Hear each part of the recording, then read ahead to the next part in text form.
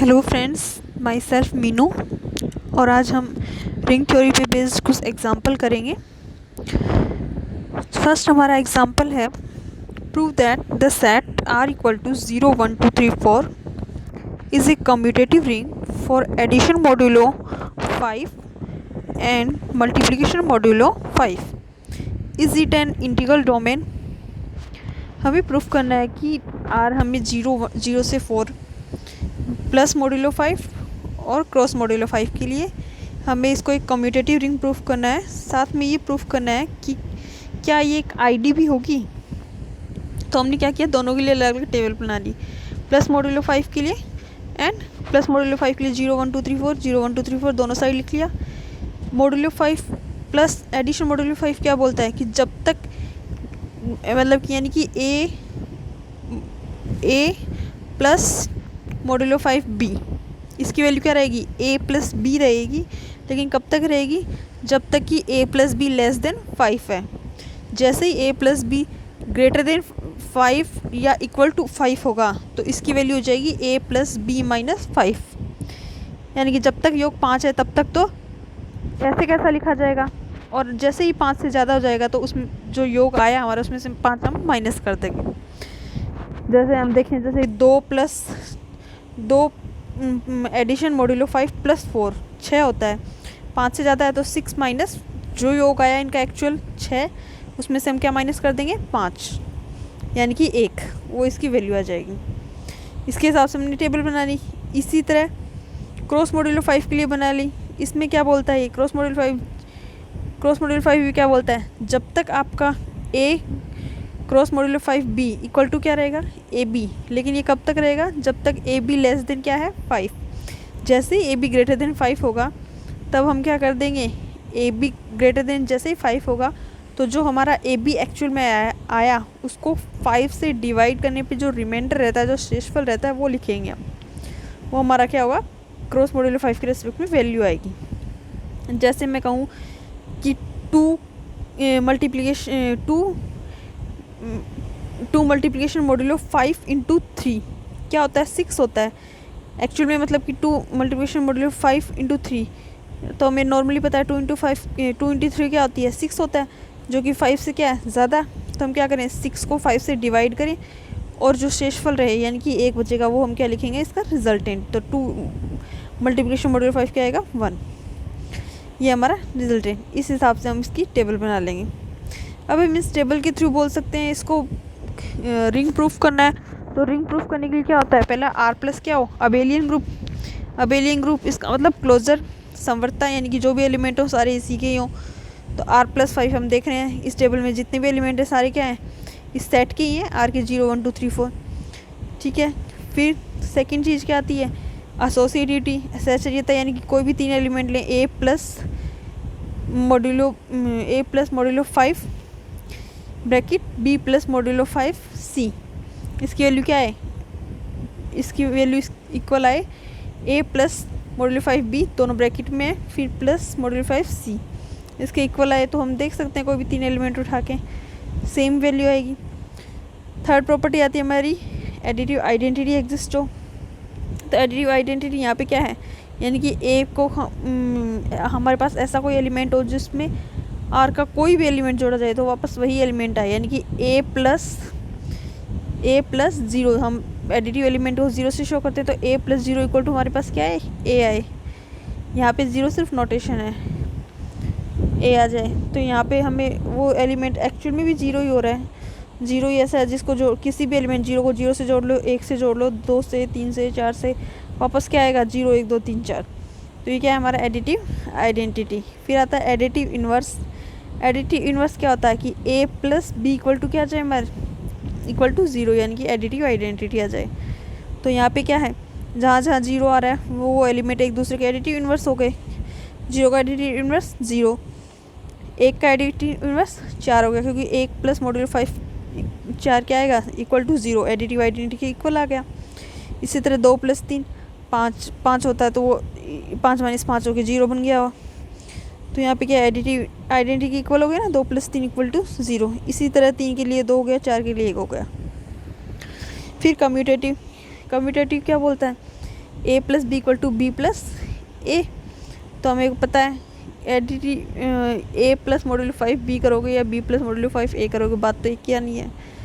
तो ये क्या है, कम्यूटेटिव भी है, यानी कि आर प्लस पांचों प्रॉपर्टी होल्ड हो रही है, closure, associative, additive identity, additive inverse, commutative. तो ये क्या हो गया हमारा, एक आर प्लस क्या बन गया, अबेलियन ग्रुप।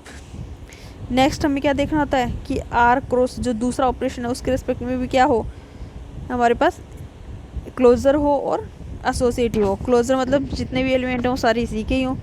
तो हम इस टेबल से देख सकते हैं कि जितने भी एलिमेंट हैं सारे किसके हैं, इसी के ही हैं। 0 0 आ रहा है, 0 1 2 3 4 है, सारे इस सेट के ही हैं, तो क्लोजर है। सेकंड एसोसिएटिव की कोई भी 3 एलिमेंट लो, उनका प्रोडक्ट पहले 2 को ऑपरेट करो फिर तीसरे को करो, या पहले लास्ट वाले 2 को ऑपरेट करके फिर पहले को ऑपरेट करो, तो रिजल्टेंट सेम आना चाहिए। तो हम इस टेबल से तो कोई भी 3 एलिमेंट उठा के देख सकते हैं जो कि सेम आएंगे। तो ये एसोसिएटिव भी फॉलो करता है। तो आर प्लस हमारा अबेलियन हो गया, आर क्रॉस हमारा सेमी ग्रुप बन गया। सेमी ग्रुप प्रूफ करना था। तीसरी प्रॉपर्टी आती है डिस्ट्रीब्यूटिव लो, बंटनता गुणधर्म। तो हम देखते हैं कि बंटनता गुणधर्म का भी पालन करेगा, क्योंकि प्लस मॉड्यूलो 5 क्रॉस मॉड्यूलो 5 के रिस्पेक्ट में हम कोई भी एलिमेंट उठा के देख सकते हैं। तो ये क्या करेगा, इसका पालन करेगा। तो ये क्या बनेगी, एक रिंग। अब हमें प्रूफ क्या करना था, एक पहले तो ये कम्यूटेटिव रिंग है, तो कम्यूटेटिव भी है, यानी कि जो दूसरा ऑपरेशन है उसके लिए क्या हो, क्रम विनिमयता नियम का पालन करेगी, यानी कि A cross modulo 5 B into B cross modulo 5 into A, ये इक्वल आना चाहिए for all A B belongs to R के लिए। तो ये इक्वल आएगा। हम कोई भी तो एलिमेंट पता ही है हमें, 1 को 2 से मल्टीप्लिकेशन मॉड्यूलो 5 के रिस्पेक्ट में कर लो या 2 को 1 से कर लो, रिजल्टेंट सेम आना है। तो ये क्या होगी, कम्यूटेटिव रिंग होगी। अब हमें प्रूफ करना है क्या, एक आईडी है। आईडी के लिए हमें भी और चीज़ क्या प्रूफ करने की, आईडी में 3 चीज़ें होती हैं कि रिंग कम्यूटेटिव हो, आइडेंटिटी एलिमेंट एग्जिस्ट करे, एंड रिंग क्या हो, विदाउट जीरो डिविजन। तो कम्यूटेटिव तो हमने बता दिया। अब आती है रिंग रिंग विद यूनिटी की बात, यानी कि आइडेंटिटी एलिमेंट एग्जिस्ट। वो आइडेंटिटी एलिमेंट किसके रेस्पेक्ट में हो, क्रॉस जो अगला ऑपरेशन है हमारा सेकंड ऑपरेशन, यानी कि क्रॉस 5 के लिए तो हमारे पास क्या है, 1 है। 1 को किसी से भी मल्टीप्लाई करो वही आएगा। 1 को 0 से किया 0, 1 को 1 से किया 1, 1 को 2 से करूँगी 2 आएगा, 3 से किया 3 आएगा। तो ये क्या है, 1 हमारा आइडेंटिटी एलिमेंट है। एंड लास्ट क्या है हमारा, ring without zero division. Ring without zero division क्या बोलता है कि किसी को मतलब कि इस सेट के कोई भी 2 एलिमेंट आप लो, अगर उनका प्रोडक्ट किसके इक्वल आ रहा है, इक्वल टू ज़ीरो मतलब एडिटिव आइडेंटिटी के इक्वल। यहाँ पे एडिटिव आइडेंटिटी हमारी क्या है, 0, यानी कि A cross modulo 5 B equal to अगर हमारा 0 आ रहा है तो ए और बी में से किसी एक को क्या होना पड़ेगा, 0 होना पड़ेगा। तो हम नॉर्मल सी बात जानते हैं, हमें पता है क्रॉस मॉड्यूलो 5 के रिस्पेक्ट में कोई भी 2 एलिमेंटों को प्रोडक्ट करोगे वो 0 किस केस में आएगा, जब ए और बी में से कोई एक 0 का तभी आएगा। और ये हमें प्रूफ करना था। ये तीनों चीज़ें सेटिस्फाई हो रही हैं, इसका मतलब क्या है, एक आईडी है। नेक्स्ट एग्जांपल है हमारा, सिद्ध करो कि m plus n root 2 mn belongs to z प्रकार की वास्तविक संख्याओं का समुच्चय संख्याओं के योग और गुणा के लिए वलय है। क्या यह वलय एक क्षेत्र है। हमें क्या बोला गया कि m plus n root 2 mn belongs to z प्रकार की वास्तविक संख्याओं का समुच्चय, m प्लस n रूट 2 जहाँ पे m और z में बिलोंग करते हैं, इस प्रकार की वास्तविक संख्याओं का जो समुच्चय है वो संख्याओं के नॉर्मल योग और गुणा के लिए वलय है या नहीं। फिर हमें ये भी प्रूफ करना है कि क्या यह वलय एक क्षेत्र है। तो हमने किया g equal to m plus n root 2, ये हमने सेट बना लिया। इसको हमें प्लस जो नॉर्मल प्लस आता है, नॉर्मल क्रॉस आता है, उसके लिए हमें क्या प्रूफ करना है, इसको एक रिंग प्रूफ करना है। अब हम इसमें एक चीज़ अप्लाई की, तो इसमें पहले क्लोजरनेस प्रूफ करते हैं दोनों की, प्लस के लिए भी और गुणा के लिए भी। तो प्लस के लिए हम क्या करेंगे, क्लोजर प्रूफ करने के लिए 2 एलिमेंट लेंगे, तो x और y, अगर x प्लस वाई भी उसी g में चला जाएगा तो हम क्या बोल देंगे, ये प्लस के लिए क्लोजर हो जाएगा। x y को g में मान के x गुणा y वो भी g में चला जाए तो वो गुणा के लिए क्लोजर हो जाएगा, समवृत्त हो जाएगा। तो x इक्वल टू मान लिया m1 प्लस n1 रूट 2, जहाँ m1 n1 क्या होंगे z में, इंटीजर सेट में, y भी इसी तरह m2 प्लस n2 रूट मान लिया, x प्लस वाई निकाल लिया। तो हमने सिंप्लीफाई करके किया, अब ये तो कम्यूटेटिव लॉ फॉलो करते ही हैं, इंटीजर्स हैं m1 n1, इनमें तो पहले m1 को लिखो या m2 को जोड़ो, बात तो एक ही है। तो m1 प्लस m2 कर दिया, plus n1 plus n2 root 2 कर दिया। अब m1 प्लस m2 दोनों इंटीजर है तो m1 प्लस m2 क्या जाएगा, ये भी जेड में जाएगा। इसी तरह n1 प्लस n2 ये भी जेड में जाएगा। तो ये वापस किस फॉर्म में बन गया, जी के एलिमेंट्स की फॉर्म में बन गया ना, m1 प्लस m2 जेड का element, n1 plus n2 Z का एलिमेंट इंटू रूट 2। तो ये जी के फॉर्म, जी के एलिमेंट्स की फॉर्म में बन गया। तो x प्लस वाई किस में जाएगा, जी में जाएगा, और यही हमें करना था क्लोजर के लिए। इसी तरह x क्रॉस वाई निकाल लिया, x क्रॉस वाई भी क्या आएगा, m1 plus n1 root 2, m2 plus n2 root 2, multiply किया। इनमें भी क्रम विनिमयता नियम का नॉर्मली पालन होता ही है, हम मतलब संख्याएं ही तो आपस में गुणा कर रहे हैं, तो m1 m2 पहले लिख दिया, फिर प्लस 2 n1 n2 लिख सकते हैं। अब ये क्या बनेगा, हम जानते हैं कि m1 m2 सब क्या है, ये इंटीजर, इनको प्लस करूँगी 2n1, ओवरऑल इंटीजर बनेगा इधर, रूट 2 के गुणा में वो भी क्या बनेगा, इंटीजर बनेगा पूरी। और ये फॉर्म पूरी किस में जाएगी, एक्स क्रॉस वाई जी में जाएगी। जी के एलिमेंट इसी तरह के तो हैं m प्लस n रूट 2, जहाँ पे m जेड में n जेड में, तो ये भी इसी फॉर्म में बन गया। तो एक्स वाई बिलोंग्स टू भी क्या हो जाएगा, जी हो जाएगा। तो ये क्या हो गया, गुणा के लिए भी समवर्त हो गया। अब हम क्या करते हैं कि हमें प्रूफ करना था कि जी प्लस क्या है, अबेलियन ग्रुप, जी प्लस को अबेलियन ग्रुप प्रूफ करना है ना। तो अबेलियन ग्रुप प्रूफ करने का हम एक सीधा सा तरीका, एक चीज़ ये भी काम में ले सकते हैं कि हम जानते हैं कि भाई जी है जो सेट है वो क्या है, वास्तविक संख्याओं का जो हमारा आर ग्रुप है, वास्तविक संख्याओं का एक सेट है आर प्लस, वास्तविक संख्याओं का सेट है आर, उसके लिए मैं प्लस ऑपरेशन डिफाइन यानी कि प्लस ऑपरेशन डिफाइन कर दिया। तो आर प्लस एक ग्रुप है, उसका ही तो सबसेट है वास्तविक संख्या। एक्चुअल में m प्लस n रूट 2 क्या है, वास्तविक संख्या ही तो है, m जेड में n जेड में रूट 2, ओवरऑल क्या बनेंगे, वास्तविक संख्या ही तो बनेंगी जी। तो ये वास्तविक संख्याओं का एक सबसेट ही तो है, सबसेट ये है। अब हम इसको क्या प्रूफ कर दें, इसका सब ग्रुप प्रूफ कर देते हैं, आर प्लस को, आर प्लस का इसको क्या करते हैं, सब ग्रुप प्रूफ कर देते हैं। आर प्लस का सब ग्रुप प्रूफ कर देंगे तो हमारा क्या हो जाएगा, अगर इसका सब ग्रुप प्रूफ हो गया तो खुद भी तो एक ग्रुप बन गया ना। तो हम क्या इस और सब ग्रुप प्रूफ करने के लिए हम क्या करते हैं, जी किसी भी ग्रुप को हम सब ग्रुप प्रूफ करने के लिए क्या करते हैं, उसमें दो एलिमेंट लेते हैं x और y, और अगर x माइनस वाई वापस जी में चला जाता है तो हम कह देते हैं कि तो हम कह देते हैं कि जी क्या है उसका, जी क्या है जो जिस सेट का वो सबसेट माना है उसका क्या बन जाएगा, वो सब ग्रुप। तो जी आर का सबसेट है। अब जी में दो एलिमेंट मानती हूँ x और y, x और y वही जो हम मानते आ रहे हैं, x माइनस वाई निकाला तो m1 minus m2 plus n1 minus n2 root 2 belongs to G आया। m1 m2 दोनों जेड में है तो m1 माइनस m2 भी जेड में, n1 माइनस n2 भी जेड में, रूट 2 ये हो ही गया। वापस किस फॉर्म में बना, जी के एलिमेंट्स की फॉर्म में बना। तो x माइनस वाई किस में गया, जी में गया, यानी कि x belongs to G, y belongs to G क्या हो गया, तो x minus Y belongs to G. इसका मतलब जी क्या है, r प्लस का सब ग्रुप, और r है वास्तविक संख्याओं का समुच्चय। प्लस के लिए ये हमेशा क्या होता है, एक अबेलियन ग्रुप होता है। कम्यूटेटिव रूल फॉलो होता है ना इसमें, भाई कोई भी दो वास्तविक संख्या को a प्लस बी कर दो या b प्लस 1 कर दो, भाई 2 प्लस 3 कर दो या 3 प्लस 2 कर दो, बात तो एक ही है। संख्याओं की बात हो रही है यहाँ पे, तो संख्याओं में तो क्रम विनिमय नियम का पालन होता ही है। तो r प्लस अबेलियन है और r प्लस का ही सबसेट है जी प्लस, r प्लस का ही सब ग्रुप है जी प्लस, तो वो अबेलियन है। अगर r प्लस अबेलियन है तो जी प्लस भी अबेलियन हो गया। तो जी प्लस से क्या हो गया, अबेलियन ग्रुप। ये प्रूफ करना था हमें पहले। फिर जी क्रॉस को हमें क्या करना है, सेमी ग्रुप प्रूफ, यानी कि पहले तो क्लोजर और दूसरी एसोसिएटिविटी। तो क्लोजर तो अभी हमने प्रूफ की थी, एक्स क्रॉस वाई को किया था जी में। एसोसिएटिव तो हम जानते हैं एक्स जी में क्या है, संख्याएं तो हैं यहाँ पे m प्लस n रूट 2 ये। तो संख्याओं में क्या होता है, सचेता नियम का पालन होता है। तो ये क्या हो जाएगा, एक मतलब कि सेमी ग्रुप भी हो जाएगा।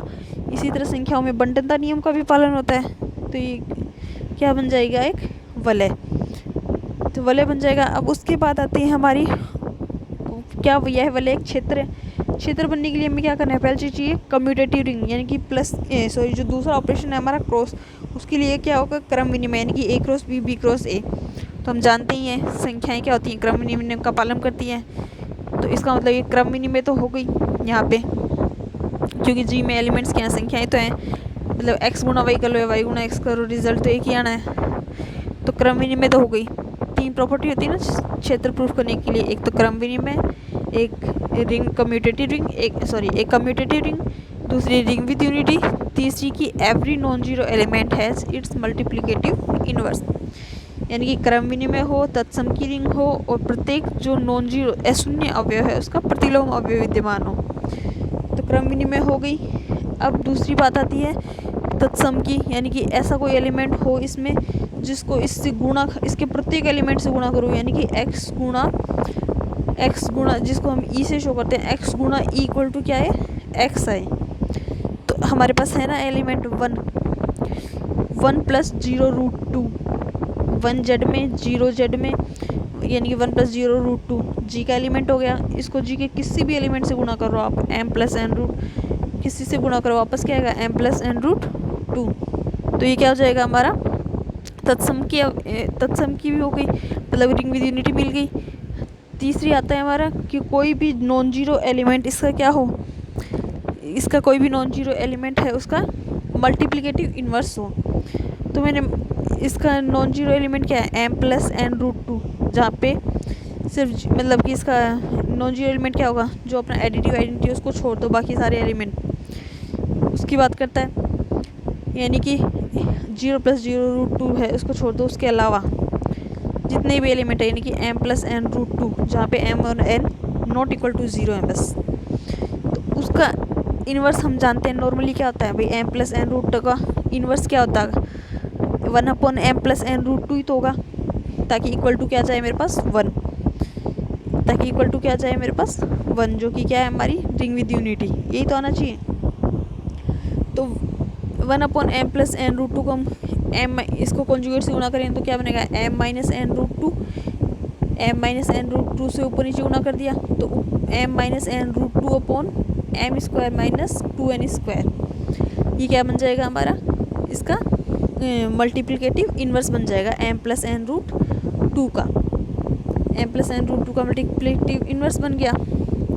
अब हम जानते हैं कि इसका जी में विद्यमान होना आवश्यक नहीं है, जो हमारा मल्टीप्लिकेटिव इन्वर्स बना m minus n root 2 upon m square minus 2n square, क्यों, क्योंकि जैसे हम एक एग्जांपल लें 3 plus root 2 belongs to g है, ठीक है, इसका गुणात्मक प्रतिलोम क्या होता है 1/3 प्लस रूट 2, इसका गुणात्मक प्रतिलोम क्या था 1/3 प्लस रूट 2, इसको हम सिंप्लीफाई करें यानी कि कॉन्जुगेट से ऊपर नीचे गुणा किया तो 3 माइनस रूट 2 से ऊपर नीचे गुणा किया तो 3 माइनस रूट 2, नीचे a plus B a minus B बन रहा है तो 3 का स्क्वायर माइनस रूट 2 का स्क्वायर, तो नीचे क्या हो गया 7। तो अब 3/7 माइनस 1/7 रूट 2, अब ये 3/7 है किस में जाएगा जेड में, ये जेड का एलिमेंट थोड़ी है, इंटीजर थोड़ी है, इसका मतलब ये जी में नहीं जा रहा ओवरऑल। इस प्रकार हम कह सकते हैं कि ये क्या है एक क्षेत्र नहीं है, लेकिन ये क्या है एक आईडी ज़रूर है, ये आईडी ज़रूर है, इसमें शून्य के भाजक यानी कि शून्य भाजक रहित है, यानी कि कोई भी एलिमेंट ऐसा नहीं है जिसको 0 से गुणा किए बिना हमारे पास 0 आ जाए। ये तो हमें नॉर्मली इसमें देख सकते हैं जो ऑपरेशन दिया हुआ है।